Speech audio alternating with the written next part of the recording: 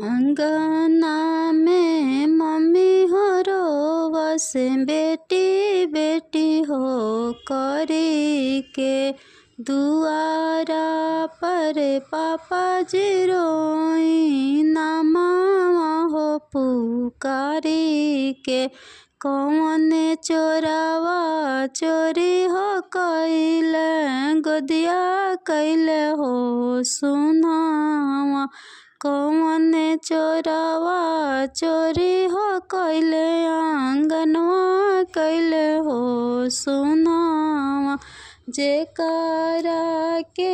Tibia हो दिहानी जेकारा के रूपैया उहे चोरावा चोरी हो कैले गदिया कैले हो सुनावा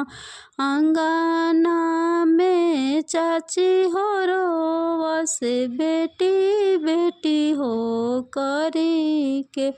दुआरा पर चाचा जी रोई नमावा हो पुकारी के कौन चोरावा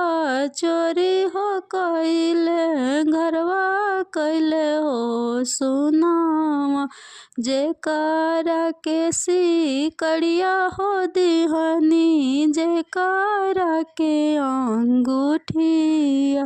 उहे चोरावा चोरी हो कैले घरवा कैले हो सुना।